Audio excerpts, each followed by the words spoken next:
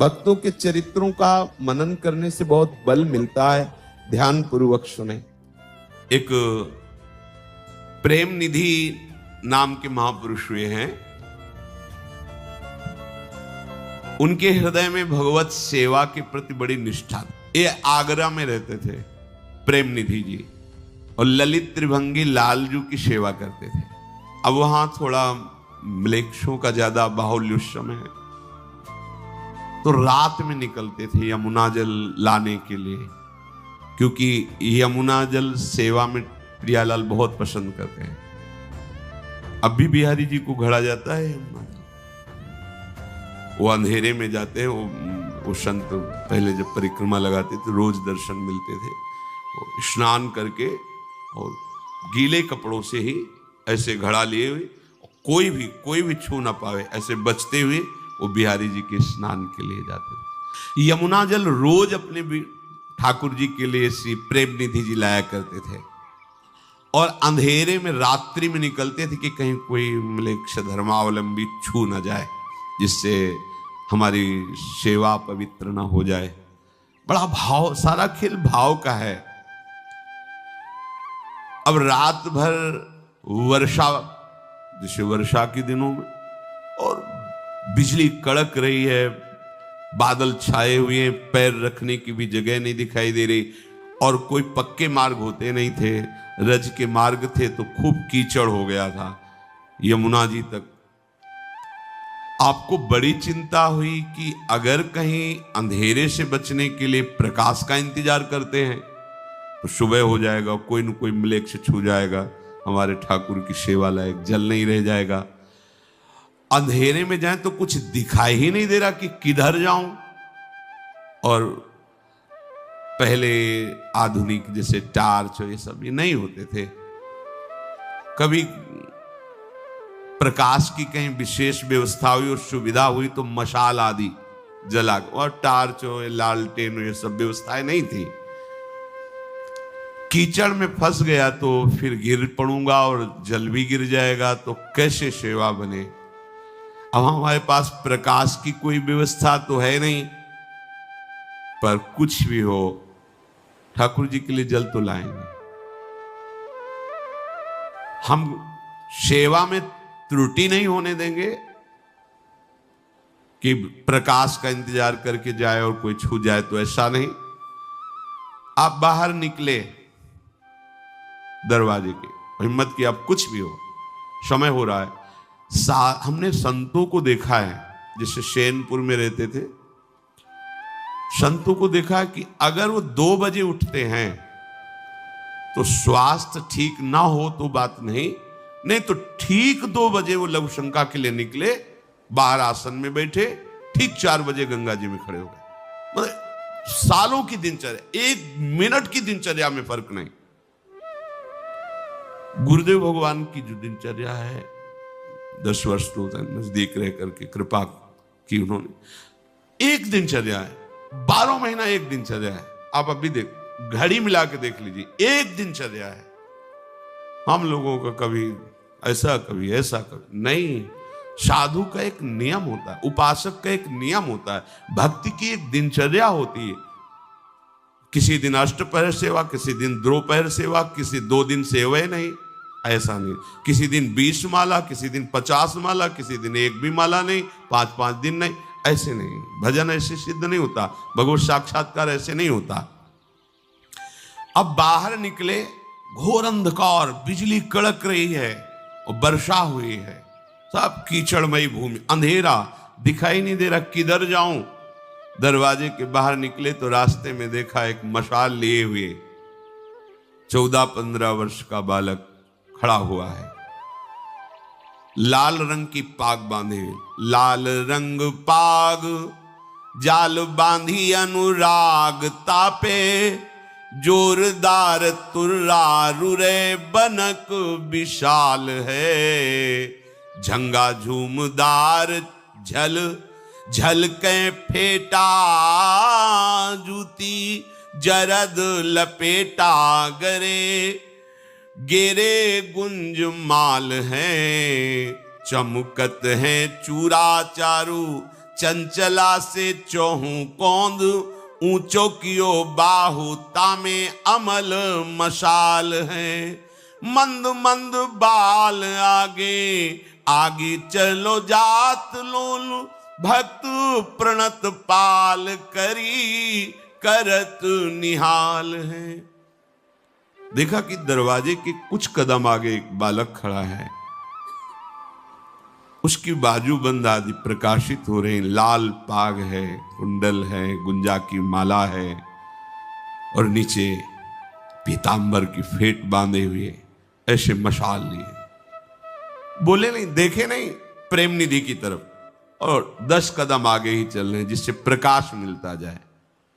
प्रेम निधि ने समझा कि ये बालक भी कहीं जा रहा होगा, चलो प्रकाश तो मिल गया। कुछ कदम के लिए जैसे जैसे वो आगे बढ़ रहे हैं वैसे वैसे वो प्रकाश ले आगे चल रहे हैं। शायद अब ये मुड़ जाए अपने घर की तरफ, पर वो तो बराबर आगे ही बढ़ते जा रहे हैं। आप ये सोचते जा रहे थे कि मेरे मन की बात जानकर कौन ऐसी व्यवस्था कर सकता है। यमुना किनारे तक मशाल लिए हुए वो बालक चला। यमुना के तट पर आते ही मशाल रख करके यमुना जी में हाथ पैर धोया, आचमन कर, अच्छा तो ये भी यमुना का उगाहन करने आया होगा, ऐसा सोचा। तो यमुना जी को प्रणाम करके फिर उस बालक को देखो, बालक ही नहीं। प्रेम निधि को आश्चर्य हुआ कि इतनी जल्दी तो कोई जा नहीं सकता। भूत प्रेत की सामर्थ्य नहीं कि मेरे सामने आ जाए। ये कौन था? विचार करते हुए स्नान किया। स्नान करते ही फिर देखा कि वो मशाल लिए तैयार। मन में आया कि पूछो तू कौन है, पर हिम्मत नहीं पड़ी। शांत गंभीर मुद्रा, फेंट से एक पात्र निकाला, उससे तेल डाला मशाल में, फिर और ज्वलित करके जैसे वे स्नान किए, जल घड़ा भरे, 5-7 पैर आगे ही कदम, और फिर वो चल पड़े। इन्हें आश्चर्य हुआ कि यदि ये केवल यमुना आचमन करने आया था तो पहले चले जाना चाहिए था, ये हमारा इंतजार क्यों कर रहा था। मंदिर के दरवाजे तक, फिर उधर से, अच्छा ये हमें लगता है कि प्रणतपाल भगवान ही है, भगवान ही थे। कौन हमारी बात जान रहा था इस समय? आपने अपने ठाकुर जी के समीप जाकर के देखा, ठाकुर जी के हाथ में तेल लगा हुआ था। चरणों में देखा यमुना जी का रज लगा हुआ था, कीचड़ जो, बस लिपट करके रोने लगे ठाकुर जी से। ओह, इतना प्यार करते हो आप। भगवान बोले कि देखो तुम मेरी अनेक प्रकार से सेवा करते हो, मैं ताकता रहता हूं कि कब तुम्हारी सेवा करने का अवसर मिले। मेरे प्रभु का स्वभाव देख लीजिए, ठाकुर जी से लिपट के रो रहे तो ठाकुर जी उनसे लिपट के रो रहे। ये प्यार किसको मिलता है? भक्तों को मिलता है जो प्रभु से प्रेम करते। ये मूढ़ लोग नहीं जानते प्रभु को।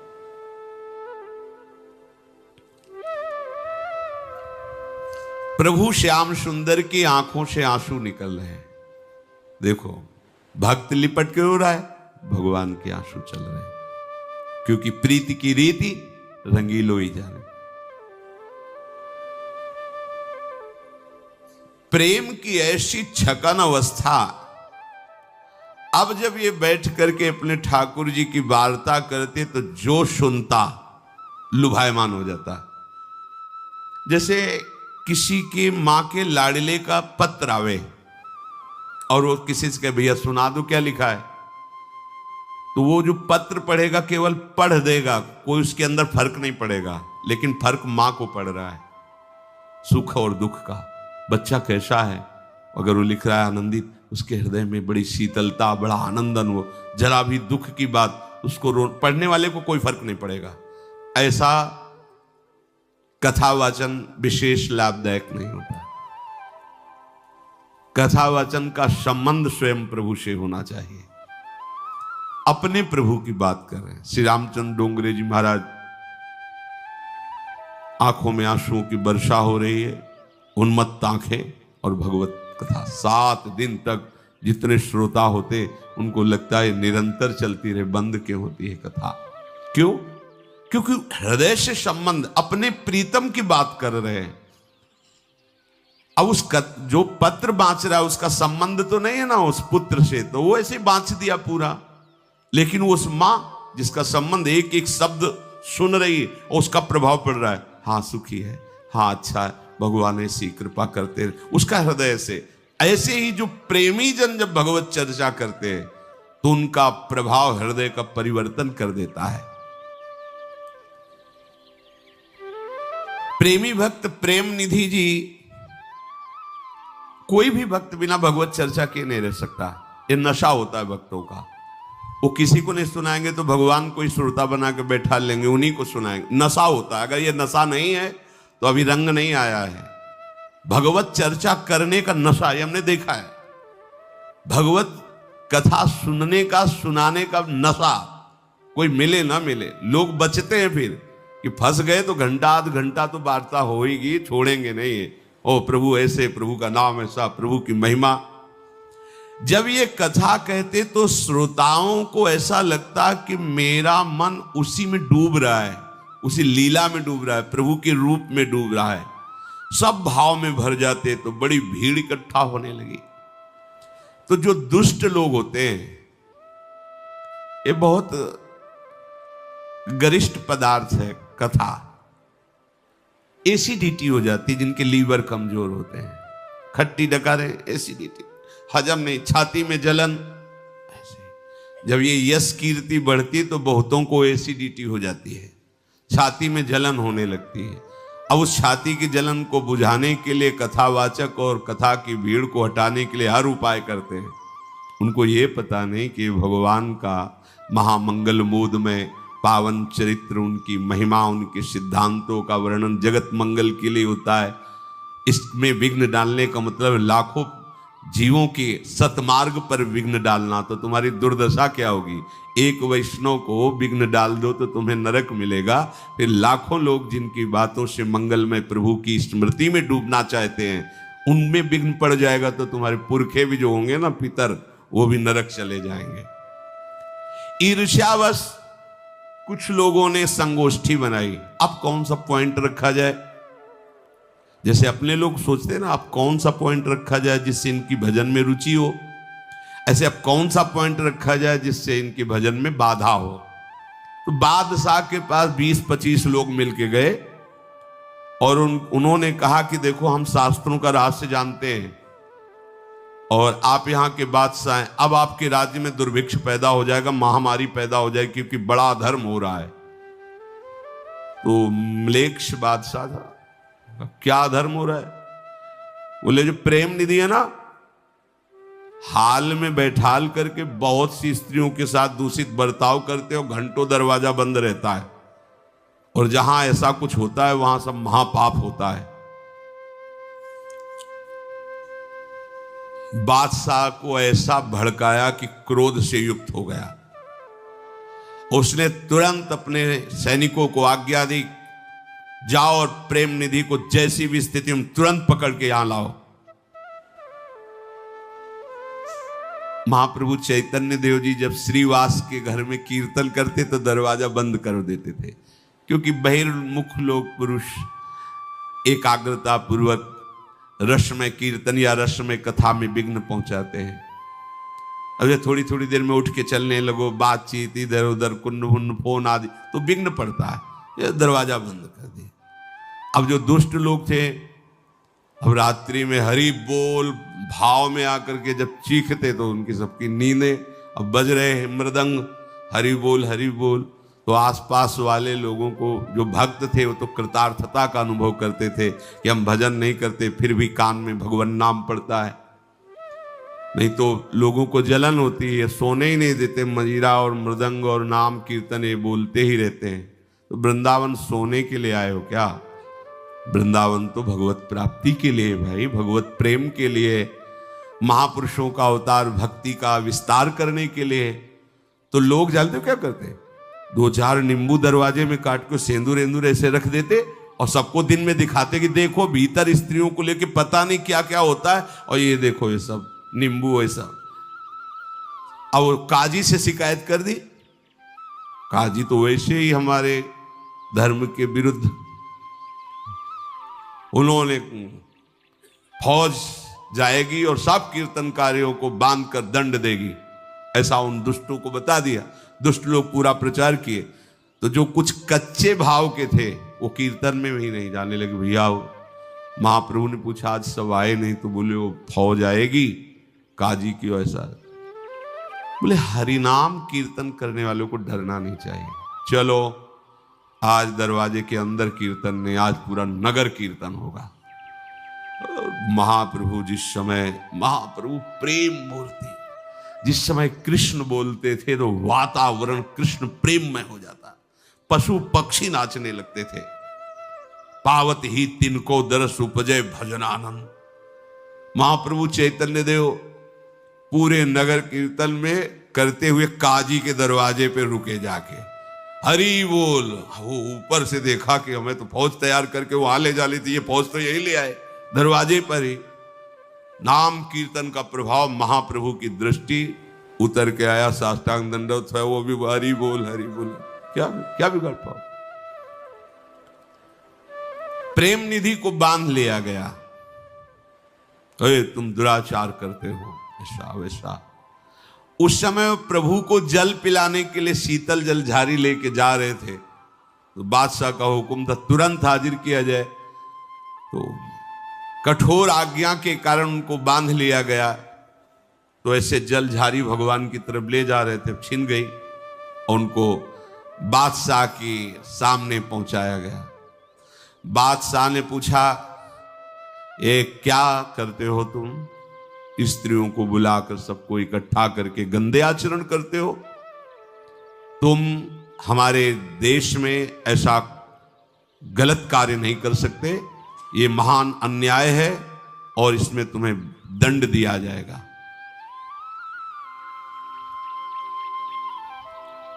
उनका प्रभु मेरे द्वारा कोई अपराध हो रहा है, आपको सूचना मिली है, पर मुझे पता नहीं।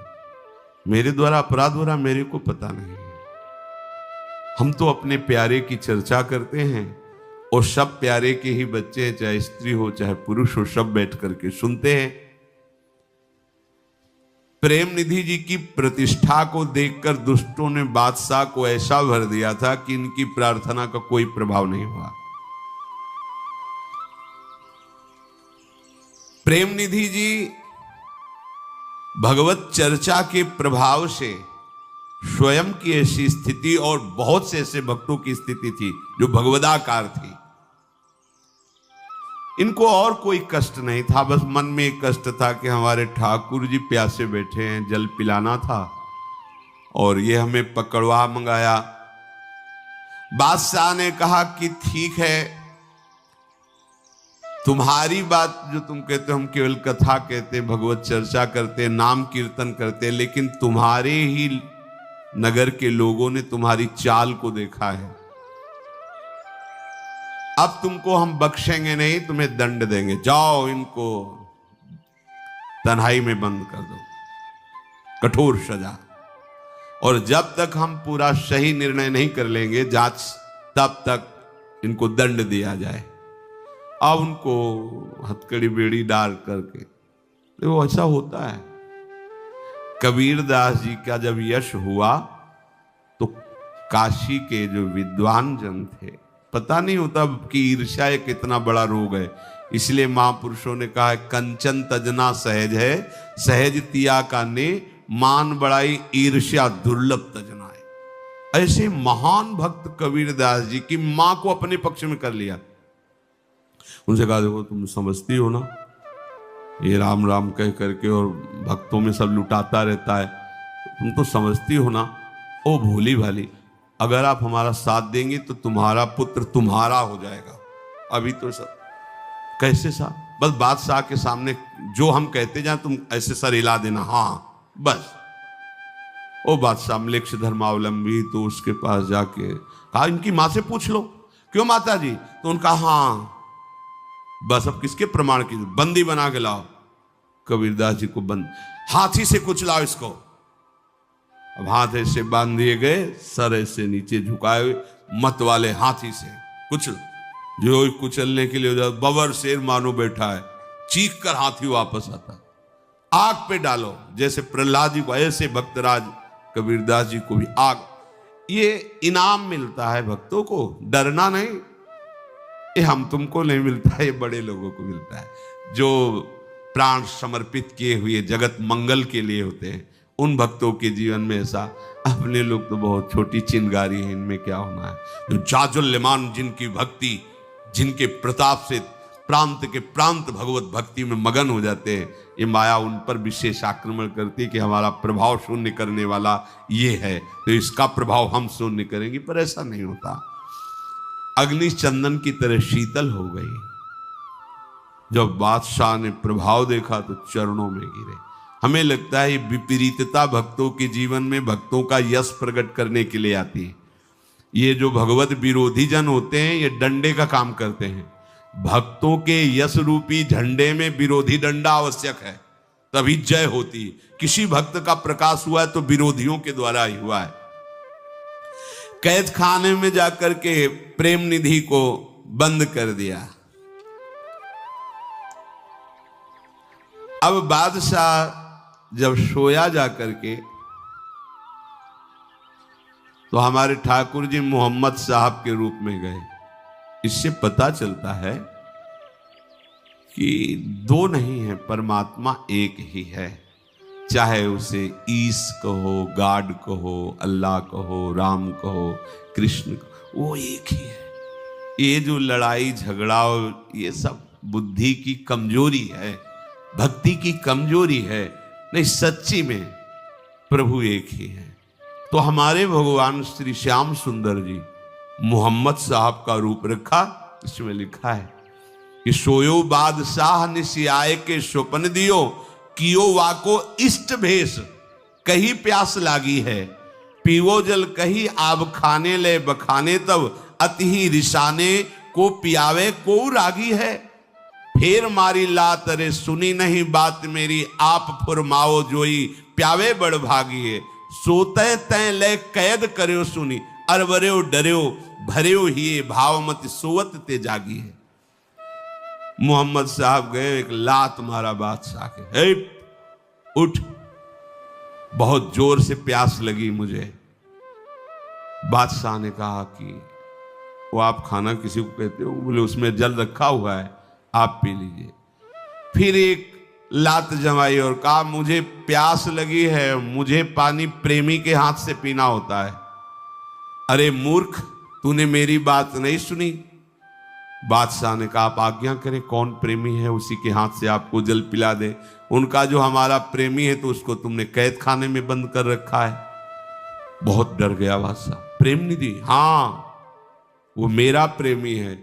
तुरंत भाग कर गए और प्रेम निधि के चरण पकड़े और कहा कि मेरे से गलती हो गई, लोगों के भड़काने से मेरी बुद्धि विपरीत हो गई थी। अब मैं समझा हमारे मोहम्मद साहब के आप इतने प्रेमी हैं।